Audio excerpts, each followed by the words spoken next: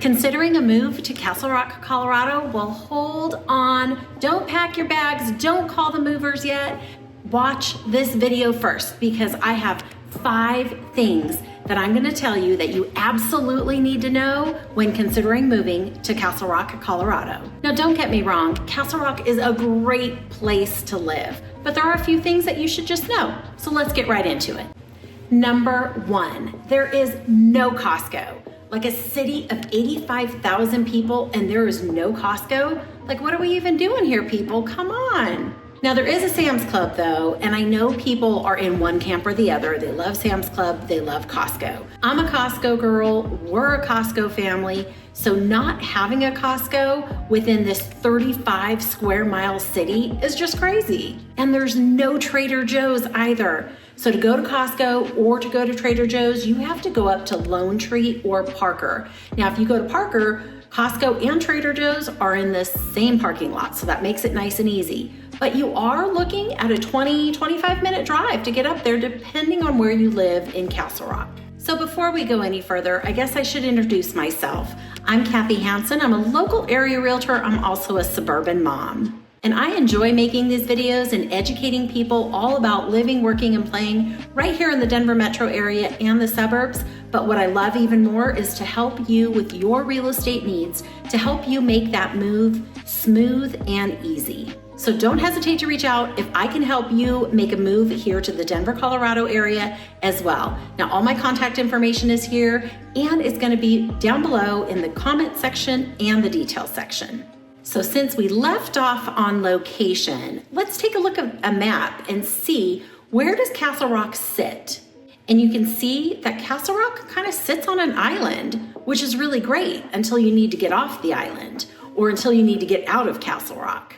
Because the next largest place for employment, large employment or shopping outside of Castle Rock, now Castle Rock has almost all of it. No Costco and Trader Joe's though, but then you do have to go up to Lone Tree or up to Parker. Now there is Castle Pines between Castle Rock and Lone Tree, but Castle Pines is a special city all amongst itself. There's mostly residential and there's a grocery store. And the people of Castle Pines, well, they want to keep it that way. So you could see on the map, there's this island, or Castle Rock sits on this island because you have lots of space between Castle Rock and Lone Tree. And you can also see that Castle Rock sits about 30 miles south of Denver. So if you work in downtown Denver, or if you're heading out for a night on the town, or going to a big event, a concert, a sporting event, then you're gonna have to drive. And most likely, you're gonna hit traffic. Now from Castle Rock, again, 35 square mile city, so just depending on where you're at, it could take you 30 to 45 minutes to get up to downtown Denver.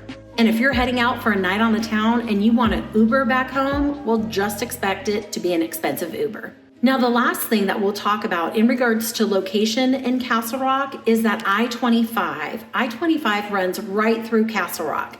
Now, that's the major highway here in Colorado. It runs the entire length of the state, and it's the #1 way that people get into or get out of Castle Rock is I-25. So it can be crowded at times. And occasionally, they shut down I-25 as well due to weather. So if you're working up north in downtown Denver, in DTC, in Lone Tree, and you hear of a big storm coming, well, you might want to make your way home earlier just in case. You don't want to get stuck outside of Castle Rock if you need to get into Castle Rock. And again, it doesn't happen very often, but if it does, you don't want to find yourself with your pants down, I guess you could say. Now, there are 2 back ways into Castle Rock. One is on the west side of Castle Rock, and that takes you into Littleton. And one is on the east side of Castle Rock, and that takes you into Parker. So if you live on the west side and need to get to Parker, well, you're probably gonna hop on I-25. Or if you live on the east side and you need to get to Littleton, you're also probably gonna hop on I-25. You're probably not gonna drive through the entire city to get there. You'll hop on I-25 because it's much easier. And if you want more information about living in Castle Rock, well, I did an entire video about it and I'm just gonna go ahead and link it right up here for you. Go ahead and watch that once you're done with this one.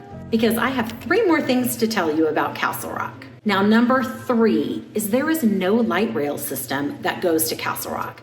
So since we were just talking about downtown Denver, a lot of people like to hop on the light rail if you're going to work up there every day, just because you don't want to fight with the traffic, or you want to get some work done while somebody else drives. Or people hop on the light rails to go up for a night on the town, or to go up for a big event or a major sporting event or a big concert or something like that. So if you're one of those and you live in Castle Rock, well, you're gonna have to drive, because the farthest south that the light rail goes is to Lone Tree. Now, there's been talk of possibly extending the light rail into Castle Rock, but honestly, most people in Castle Rock don't want that. So I'm not sure that that's ever gonna happen. You know, people moved to Castle Rock because of the small town feel. And over the last 15 years or so, it has changed dramatically. And the people that live there, well, they want to keep it small. So they don't want that public transportation. They don't want that light rail in their city. And you know, Castle Rock, well, it was the fastest growing city in 2021 in all of Colorado, in the entire state. And there's still tons of growth happening here in Castle Rock. But remember what I showed you on the map. There's basically one way in and one way out. So with all of that growth, it's going to make an impact on traffic as well. Now, Castle Rock, when it's completely built out, is going to have a population, or an expected population, of about 140,000 people. Right now, they're currently sitting at a population of 85,000. So you can see there's still a ways to go. So that was number 4, the growth.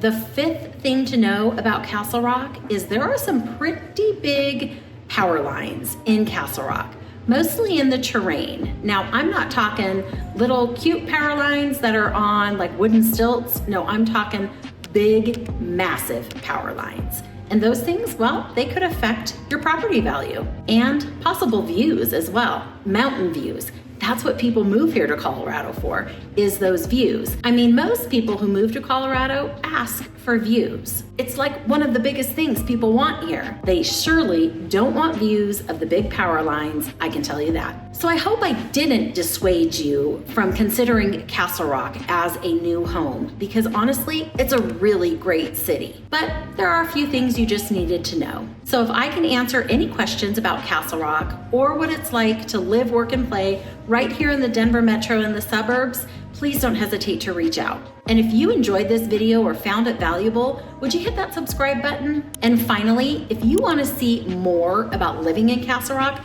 go ahead and check out this video right here. Now that's all I have for you today, so I will see you over here on the next video.